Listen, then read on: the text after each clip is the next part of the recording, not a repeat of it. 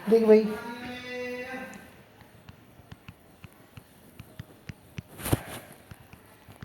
Relation function करा रहा हूँ,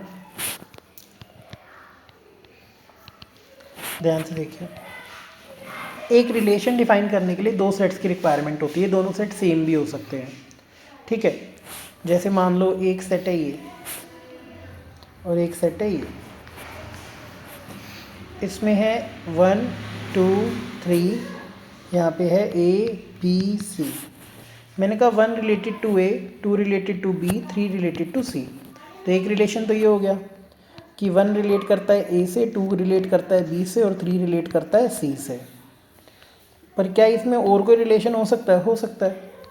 मान लो ये 1 2 3 है, ये A B C है। इस बार मैं कह रहा हूँ 1 B से रिलेट करता है, 2 A से करता है और 3 C से करता है।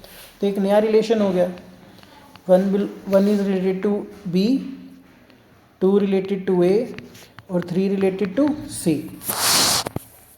तो ऐसे तो और भी रिलेशन हो सकते हैं। एक बार हो सकता है 1 C से रिलेट करे, 2 B से करे, 3 A से करे। तो ऐसे बहुत सारे रिलेशन बनाए जा सकते हैं। तो कितने रिलेशन बन सकते हैं? मान लो A से B तक रिलेशन डिफाइन करना है। Number of elements in A है m, number of elements in B है n। तो नंबर ऑफ रिलेशंस जो डिफाइन किए जा सकते हैं A से B तक वो है 2 की पावर mn। क्या होता है? 2 की पावर mn। इतने रिलेशन डिफाइन किए जा सकते हैं, ठीक है। अब इन्हीं सब रिलेशन में एक रिलेशन होता है जिसका नाम होता है कार्टेशियन प्रोडक्ट। 2 की पावर mn होता है? हाँ जी, 2 की पावर mn होता है। क्यों, क्या हुआ? सर जैसे इसमें 3 है और इसमें भी 3 है तो 2 की पावर 9 हो जाएगा, ठीक है। अब आगे चलते हैं। अब जैसे मैंने कहा सबसे एक रिलेशन हमें पढ़ना है कार्टेशियन प्रोडक्ट। अब कार्टेशियन प्रोडक्ट होता है क्या है भाई? देखो, कार्टेशियन प्रोडक्ट को हिंदी में समझो तो इसका मतलब है पॉसिबल पेयरिंग जो हो सकती है, जो जोड़े बनाए जा सकते हैं। मान लो A में है A B C, B में है 1 2। मुझे निकालना है A कार्टेशियन B, मतलब A के एलिमेंट्स की पेयरिंग B के एलिमेंट्स के साथ, जो पॉसिबल पेयरिंग है। हो सकता है A की पेयरिंग 1 के साथ हो, A की 2 के साथ, हो सकता है A की पेयरिंग 2 के साथ हो, B की 1 के साथ हो और B की 2 के साथ हो, C की 1 से साथ और C की 2 के साथ हो। ये पॉसिबल पेयरिंग है, तो इसे बोलते हैं कार्टेशियन प्रोडक्ट। एक बार B क्रॉस A निकालते हैं, मतलब B के एलिमेंट्स की A के साथ पेयरिंग। हो सकता है 1 की पेयरिंग A के साथ हो, 1 की पेयरिंग B के साथ हो, 1 की पेयरिंग C के साथ हो, 2 की पेयरिंग A के साथ हो, 2 की पेयरिंग B के साथ हो, ठीक है। क्या A कार्टेशियन B बराबर होता है B कार्टेशियन A के? नहीं, क्योंकि 1 A 1 के बराबर थोड़ी है। तो A Cartesian B is not equal to B Cartesian A। तो हम लिखते हैं Cartesian product is not commutative. Commutative का मतलब है इसमें ऑर्डर मैटर करता है कि पहले कौन है। Product is not commutative. Commutative, ठीक है। ये कम्यूट नहीं करता। A क्रॉस B का मतलब ये नहीं है कि वो B क्रॉस A के बराबर होगा, ठीक है। आगे चलते हैं। देखो जी, मान लो मैंने आपको बोला कि A में है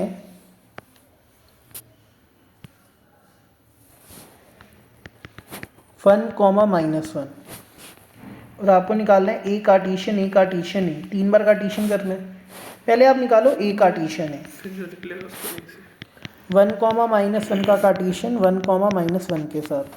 तो 1 की पेयरिंग 1 के साथ 1 1, 1 की पेयरिंग -1 के साथ 1 -1, -1 की पेयरिंग 1 के साथ और -1 की पेयरिंग -1 के साथ। तो ये पॉसिबल पेयरिंग आ गई। तो A कार्टेशियन A तो आ गया। अब हम निकालेंगे A कार्टेशियन A को फिर से A से। अब A कार्टेशियन A है क्या? A कार्टेशियन A हमारा आया है 1 1 1 -1 -1 -1 -1। इसकी पेयरिंग करनी है 1 -1 के साथ। तो पहले इस वाले की पेयरिंग 1 के साथ, तो ये हो गया 1 1 1।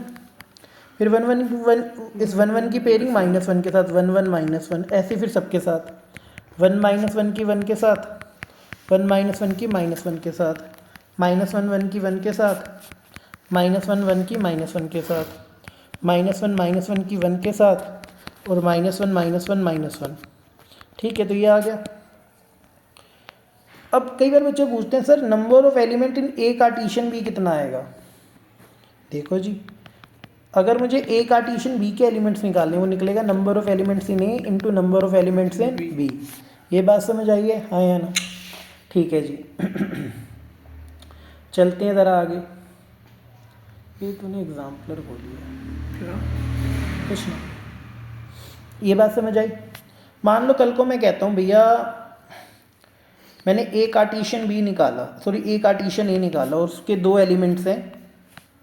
इसमें दो एलिमेंट्स मैंने ऐसे दे रखे हैं, -1 0 और 0 1। अब भाई पहला एलिमेंट कहाँ से आता है? पहले सेट से। और मैंने कहा ए कार्टेशियन ए में कितने एलिमेंट्स हैं? 9 एलिमेंट्स हैं। 9 एलिमेंट्स का मतलब है इसमें भी 3 एलिमेंट होंगे, इसमें भी 3, तभी तो 3 3 9 आया होगा। तो पहला एलिमेंट कहाँ से आता है? ए से, -1 0। अबे दूसरा एलिमेंट भी तो ए से ही आ रहा है, तो 1। तो इसके 3 एलिमेंट आ गए, -1 0 1। ये बात समझ आ गई? ठीक है जी। अब आगे चलते हैं। अब फंक्शन पे अगर मैं आऊँ, भाई देखो रिलेशन फंक्शन पढ़ना है तो आपको फंक्शन में समझना पड़ेगा कि क्या रिस्ट्रिक्शन होती है। भाई देखो कोई भी रिलेशन फंक्शन तब कहलाता है जब पहले एलिमेंट की एक से ज़्यादा इमेजेस ना हो।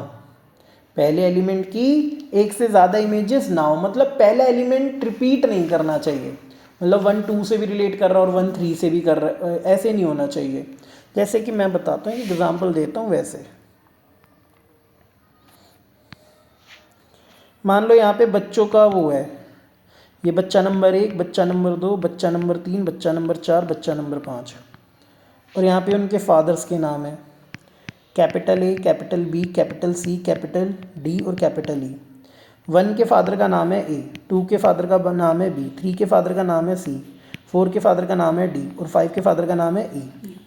तो 1 का फादर है ए, 2 का फादर है बी, 3 का फादर है सी, 4 का फादर है डी और 5 का फादर है ई। क्या ये फंक्शन है? पहले एलिमेंट कहीं रिपीट तो नहीं कर रहा, ऐसे तो नहीं बोल रहा 1 कि मेरे पापा का नाम ए बी और मेरे पापा का नाम बी भी है, ये तो नहीं कर रहा ना वो। तो अगर वो ऐसे नहीं कर रहा, क्योंकि एक बच्चे के 2 बाप तो हो नहीं सकते, ठीक है, बायोलॉजिकल फादर तो एक ही होगा ना, तो ये फंक्शन है क्योंकि ये रिपीट नहीं हो रहा। क्या ऐसा हो सकता है कि यहाँ पे सारे बच्चे हैं और इन सब के फादर का नाम है ए? हो सकता है ना भाई, एक फादर के बहुत सारे बच्चे तो हो ही सकते हैं, पहला एलिमेंट तो भी रिपीट नहीं कर रहा। 1 का फादर है ए, 2 का फादर है ए, 3 का फादर है ए, 4 का फादर है ए और 5 का फादर है ए।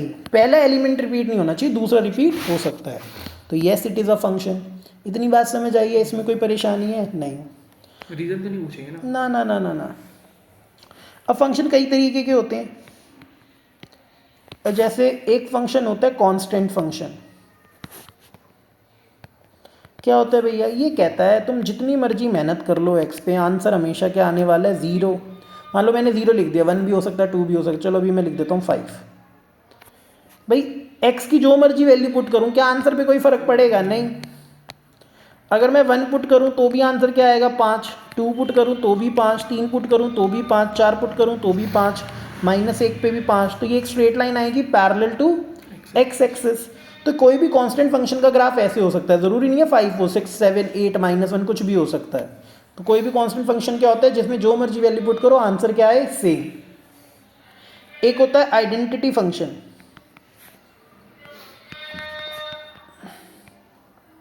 ग्राफ बनाने को आ सकता है ना? हाँ, आइडेंटिटी फंक्शन क्या होता है? आइडेंटिटी फंक्शन होता है कि तुम जो बोओगे वही पाओगे। मतलब अगर तुमने 1 डाला तो 1 मिलेगा, 2 डाला तो 2 मिलेगा, 3 डाला तो 3 मिलेगा, 5 डाला तो 5 मिलेगा, कोई नेगेटिव नंबर डाली तो नेगेटिव नंबर मिलेगा। तो इसका ग्राफ कैसे बनेगा? ऐसे बनेगा, 1 डालने पे 1 आ रहा है आंसर, 2 डालने पे 2 आ रहा है आंसर, 0 पे 0 आ रहा है, -1 पे -1 आ रहा है। तो straight line passing through origin. तो ये किसका ग्राफ है? आइडेंटिटी फंक्शन का। ठीक है, और आगे चलते हैं। एक पॉलिनॉमियल फंक्शन कैसा होता है? देखो भाई, पॉलिनॉमियल फंक्शन अगर मैं डिग्री 2 की बात करूं तो कोई भी पॉलिनॉमियल फंक्शन अलग तरीके का होता है। जैसे डिग्री 2 का पॉलिनॉमियल है, ठीक है, डिग्री 3 का भी बन सकता है। पॉलिनॉमियल फंक्शन नहीं पूछेगा तुमसे बनाने के लिए, बस तुम समझ लो कि पॉलिनॉमियल क्या होते हैं। डिग्री 2 वाला, डिग्री 1 वाला, डिग्री 3 वाला, किसी भी तरीके का हो सकता है। आगे चलते हैं। एक आता है सिग्नम फंक्शन। सिग्नम फंक्शन भाई सॉर्टेड है। ये कहता भाई मेरा तो सिंपल सा हिसाब है, अगर तुम मुझसे कोई पॉजिटिव बात करोगे तो मैं आंसर दूंगा 1, ठीक है। अगर तुम मेरे से 0 बात करोगे तो मैं आंसर दूंगा 0, और अगर तुम मुझसे कोई नेगेटिव बात करोगे तो मैं आंसर दूंगा -1। और कोई आंसर नहीं देगा ये, या तो 1 या तो 0 या तो -1।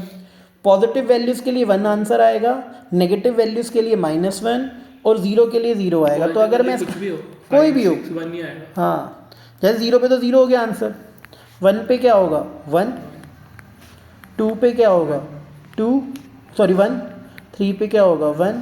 तो इसका ग्राफ एक तो ऐसे बना कि पॉजिटिव वैल्यूज़ के लिए है पैरेलल। और नेगेटिव वैल्यूज़ के लिए क्या आएगा ये। हाँ, तो ये होता है सिग्नम फंक्शन का, 0 पे 0, पॉजिटिव वैल्यूज़ के लिए ये रहा, नेगेटिव वैल्यूज़ के लिए ये रहा। ये कौन सा फंक्शन है, सिग्नम फंक्शन, ठीक है जी। फिर एक आता है मॉडुलस फंक्शन। मॉडुलस फंक्शन भी बहुत बढ़िया चीज़ है। मॉडुलस कहते हैं तुम मुझसे जैसी मर्जी बातें करो, मैं तो पॉजिटिव आंसर ही दूंगा। ये होता है मॉडुलस फंक्शन, ठीक है। और कई लोग इसको ऐसे लिखते हैं, कहते हो पॉजिटिव वैल्यू बात करोगे तो पॉजिटिव आंसर, नेगेटिव वैल्यू बात करोगे, नेगेटिव डालोगे तो उस नेगेटिव का नेगेटिव कर दूंगा तो फिर से पॉजिटिव आएगा। जैसे मैंने -1 पुट किया तो माइनस का माइनस क्या हो जाएगा +1। तो ये होता है मॉडुलस फंक्शन। इसका फंक्शन भी खुद बनाना पड़ेगा, ठीक है। अब बनता कैसे है इसका ग्राफ, बहुत आसान है। कहता है 0 डालोगे तो 0 है आंसर, 1 डालने पे 1 देगा आंसर, 2 डालने पे 2 देगा आंसर, बट -1 डालने पे वापस क्या देगा 1 देगा आंसर, -2 डालने पे 2 देगा आंसर। तो ये ऐसे V स्ट्रक्चर बनता है, ठीक है। ये क्या है, मॉडुलस फंक्शन। अगर माइनस बाहर हो तो माइनस बार तो फिर सारी नेगेटिव वैल्यूज आएंगी, फिर तो पॉजिटिव आएंगी नहीं, ठीक है। इसके बाद आता है greatest integer function. Greatest integer function, greatest integer function ये होता है भैया f(x) = ग्रेटेस्ट इंटीजर x। इसका भाई सीधा साधा हिसाब है, इसका आंसर हमेशा इंटीजर आएगा, आंसर हमेशा इंटीजर आएगा।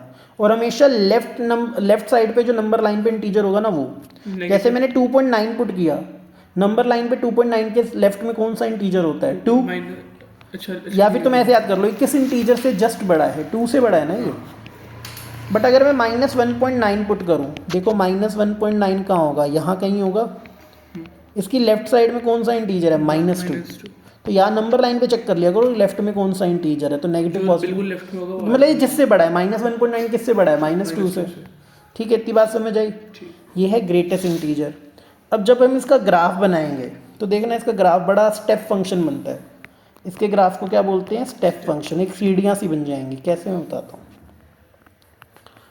2 3, देखो 0 पे तो 0 आएगा आंसर, मैं 0 से 1 के बीच में कुछ भी पुट करूं 0 आने वाला है ना आंसर।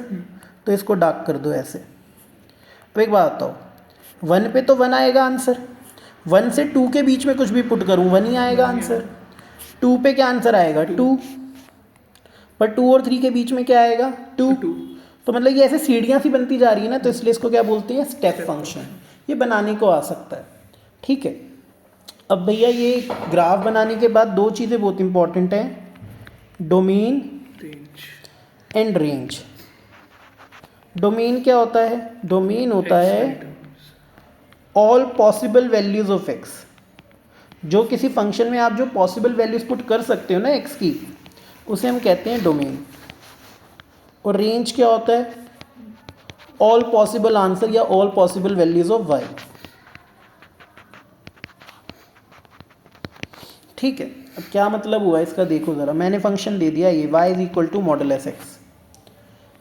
क्या मॉडुलस में कोई रिस्ट्रिक्शन होती है, क्या ऐसे कोई नंबर है जो मॉडुलस में पुट नहीं किया जा सकता, किया जा सकता है, सारे नंबर पुट किए जा सकते हैं। तो x पे कोई रिस्ट्रिक्शन नहीं है, तो x में तो मैं सारी वैल्यूज़ पुट कर सकता हूँ। सारी वैल्यूज़ का मतलब क्या है, सारी वैल्यूज़ का मतलब है रियल नंबर। तो x बिलोंग्स टू R। तो ये हमारा क्या हो गया, डोमेन। इसका आंसर हमेशा क्या आने वाला है, 0 पे 0 आ सकता है, और पॉजिटिव वैल्यूज़ पे भी पॉजिटिव और नेगेटिव वैल्यूज़ पे भी पॉजिटिव। इसका कभी नेगेटिव आंसर नहीं आएगा। तो इसका जो 0 to इन्फिनिटी, वेरी गुड। तो ये हमारी क्या आ गई बेटा, रेंज। इतनी बात समझ आई। अगर ऐसे दे रखा होता तो बेटा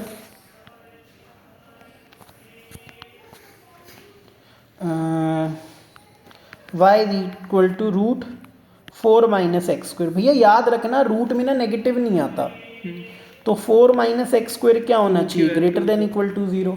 ठीक है, अब बताइए, देखो बुक में ना कई बार लिखा है कि इसको नेगेटिव से मल्टीप्लाई कर दो, फलाने से मल्टीप्लाई कर दो। मैं कुछ नहीं कह रहा, मल्टीप्लाई करने की जरूरत नहीं है, ये वैसे ही हो जाता है। कैसे, मैं बताता हूँ। क्या मैं 4 को 2 का स्क्वायर लिख सकता हूँ?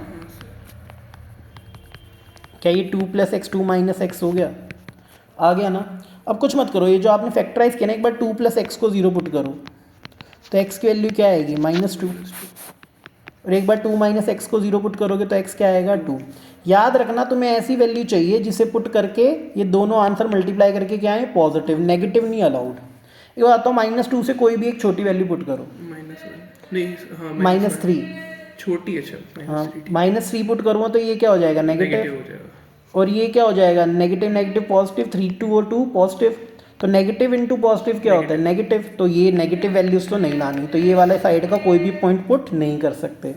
2 से बड़ी वैल्यू पुट करो, जैसे मैंने 3 पुट किया तो ये पॉजिटिव और ये क्या हो जाएगा, नेगेटिव। तो मल्टीप्लाई करके क्या आ रहा है, नेगेटिव। तो यहाँ की भी कोई वैल्यू पुट नहीं कर सकते।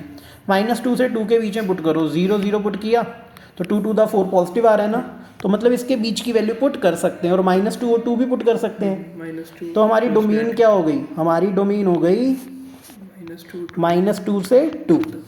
तो ये सीखना ज़रूरी है, ठीक है। ये बुक में नहीं बताया हुआ, बुक के तरीके से करने जाओगे तो दिक्कत रहेगी, ठीक है। इतनी बात समझ आई। ये हो गया हमारा डोमेन। बट अगर मुझे इसकी रेंज निकालनी होती, ये दे रखा था ना, याद रखना जब हम रेंज निकालने जाते हैं तो x in terms of y होना चाहिए, x in terms of y होना चाहिए। तो रूट इधर आके क्या हो जाएगा, स्क्वायर, -x स्क्वायर इधर आके +x स्क्वायर, y स्क्वायर उधर जाके -y स्क्वायर, रूट में 4 माइनस वाई स्क्वायर। ये बात समझ आई। फिर से बच्चे कहेंगे सर रूट में नेगेटिव नहीं हो सकता, तो 4 माइनस वाई स्क्वायर क्या आना चाहिए, ग्रेटर देन इक्वल टू 0। फिर से बच्चे कहेंगे sir 2 minus y 2 plus y ऐसे होना चाहिए। फिर बच्चे कहेंगे सर ये तो वही वाली वैल्यू आ जाएगी -2 से 2। बट बेटा एक याद रखो, रूट के अंदर ना जब ये आप ऐसे क्वेश्चन करते हो, y की आप नेगेटिव वैल्यूज पुट नहीं कर सकते, ठीक है, रिस्ट्रिक्शन होती है रूट में, ठीक है। तो आप लिखना y can't take negative values, ये सिर्फ रेंज में होता है, नेगेटिव वैल्यूज नहीं ले सकता। तो सारी नेगेटिव वैल्यू हटा दूंगा तो y की वैल्यू क्या आ जाएगी, 0 से 2।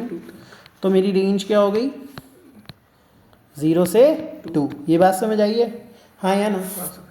अब देखो कई बार आता है डोमेन का क्वेश्चन कि भैया डोमेन निकाल के बताओ, फलान निकाल के बताओ, ठीक है। एक क्वेश्चन इसी के अंदर है, ठीक है, मैं बताता हूँ। मान लो क्वेश्चन ऐसे आ गया, तुम्हें ऐसे दे रखा था कि फंक्शन ना ऐसे डिफाइन है, x, x square 1 + x square. अब बच्चे कहेंगे ये तो कहाँ से डिफाइन है, हमें तो y वाली वैल्यू लेनी होती है ना।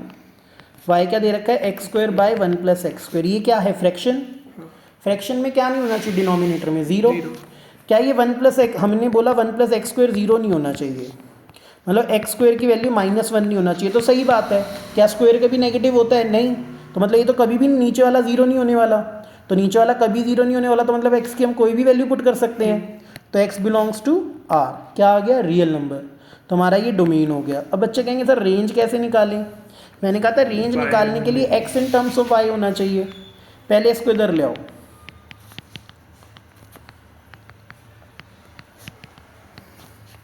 ठीक है। X square minus y x square, x square common लिया 1 - y, y अपॉन 1 - y, तो ये हो गया रूट y अपॉन 1 - y। अब मेरी बात बड़े ध्यान से सुनना, एक तो ये रूट में ऊपर से फ्रैक्शन है, पहले फ्रैक्शन को डील करते हैं। डिनोमिनेटर में 0 नहीं होना चाहिए, तो 1 - y is not equal to 0। तो y की वैल्यू 1 नहीं होनी चाहिए, तो y की वैल्यू 1 नहीं होनी चाहिए। एक और चीज़, y नेगेटिव नहीं होना चाहिए, y must be greater than equal to 0, ठीक है। और 1 - y भी क्या होना चाहिए, ग्रेटर देन 0। तो 1 - y अगर ग्रेटर देन 0 होना चाहिए तो y की वैल्यू किससे कम होनी चाहिए, 1 से, और y की वैल्यू 0 से बड़ी होनी चाहिए। मैं कह रहा हूँ 1 से छोटी है और 0 0 से बड़ी है, तो रेंज में क्या आएगा, सिर्फ 0 से 1, ठीक है, और तो हो ही नहीं सकता कुछ। तो ये हमारी क्या आ गई बेटा, रेंज आ गई, ठीक है। इतनी बात समझ आई है, हाँ या ना, ठीक है जी। इसका थोड़ा सा टॉपिक और है, रिफ्लेक्सिव, सिमेट्रिक और ट्रांजिटिव वाला, तो वो मैं करा दूंगा। अभी मैंने बेसिक सारी चीज़ें बता दी हैं, अगर तुम क्वेश्चन करना चाहोगे तो तुम अब कर सकते हो, कोई भी परेशानी नहीं आएगी। ठीक है, आगे चलें। देखो ज़रा, तो ये हो गया हमारे क्वेश्चन। तो अभी के लिए मैं इसको यहीं पे रख रहा हूँ, फिर क्वेश्चन ट्राई करेंगे।